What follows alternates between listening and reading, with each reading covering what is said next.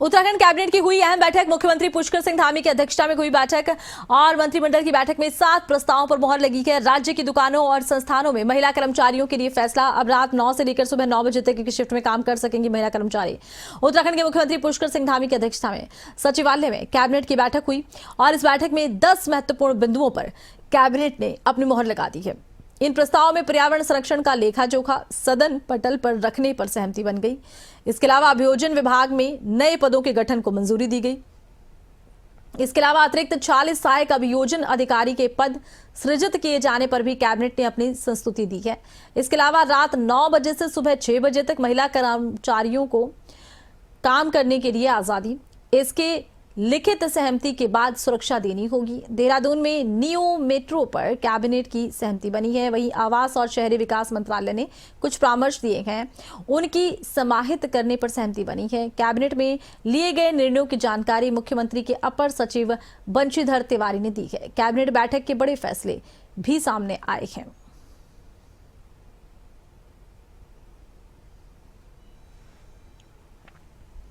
एक श्रम विभाग का था।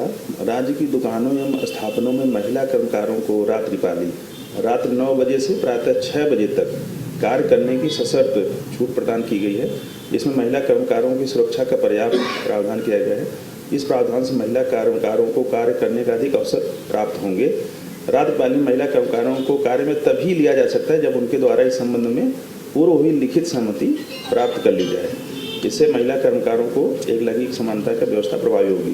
तो ये जो सहमति वाला है जो प्रस्ताव था, इस पर भी माननीय मंत्रिमंडल की जो सहमति होती है। दूसरा था चतुर्थ, पंचम एवं छठे वेतनमानों से ही शिक्षकों को निर्धारित नियमित सेवा अवधि के आधार पर चयन प्रोन्नत वेतनमान प्रदान किए जाने की व्यवस्था लागू थी। शिक्षकों का वेतन साधारण वेतनमान में प्राप्त वेतन स्तर से चयन वेतनमान प्रोन्नत वेतनमान स्तर प्राप्त होने पर अगले प्रक्रम में निर्धारित किए जाने की व्यवस्था थी।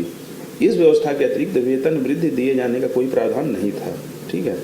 इसमें माध्यमिक शिक्षा विभाग ने कहा था, रिक्वेस्ट किया था, इसमें भ्रम की स्थिति और अस्पष्टता का अभाव है। कतिपय शिक्षकों द्वारा वही पुनः माननीय न्यायालय में चैलेंज किया गया था। शासनादेश 6 सितंबर 2019 एवं उसका स्पष्टीकरण शासनादेश दिनांक 13 सितंबर 2019 के आधार पर चुनौती दी गई है। नियमों की पारित शासनादेश से उच्च छूट का अतिरिक्त नियम कोई संशोधन नहीं किया गया है। इस कारण उत्तराखंड सरकारी सेवक वेतन नियम 2016 के नियम 13 की अस्पष्टता है, उसमें संशोधन किया जाना अपरिहार्य होगा। जिसके दृष्टिगत उक्त संशोधन का प्रस्ताव दिया गया था। ठीक है। उसमें पर्यावरण संरक्षण एवं जलवायु परिवर्तन विभाग उत्तराखंड शासन के द्वारा जो उनका लेखा जोखा है विधानसभा के पटल पर रखने जाने के लिए का प्रस्ताव था, जिसको सहमति प्रदान की गई। जी 2024-25 पृथक से दे भी देंगे आप लोगों को। अभियोजन विभाग उत्तराखंड में अभियोजन संवर्ग के ढांचे का पुनर्गठन पर भी सहमति दी गई है। इसमें जो अभियोजन विभाग में अभियोजन संवर्ग के कुल 142 पद के सापेक्ष सहायक अभियोजन अधिकारी के कुल 91 पद सृजित हैं। वर्तमान में राज्य में स्थापित लगभग 385 न्यायालयों के सापेक्ष वर्तमान में अभियोजकों की संख्या बहुत कम होने के दृष्टिगत न्यायालय में प्रभावी पैरवी माननीय न्यायालय में नहीं हो पा रही थी। तो इन पदों को संशोधित करते हुए अतिरिक्त 46 पद सहायक अभियोजन अधिकारी के स्वीकृत किए गए हैं, जिस पर माननीय मंत्रिमंडल ने अपना अनुमोदन दिया। एक श्रम विभाग का था। उत्तराखंड कैबिनेट में देखिए मंथन को आके कई महत्वपूर्ण फैसले लिए गए हैं, कई बड़े फैसले लिए गए हैं। पर्यावरण संरक्षण, जलवायु परिवर्तन के बारे में भी देखिए फैसले लिए गए हैं।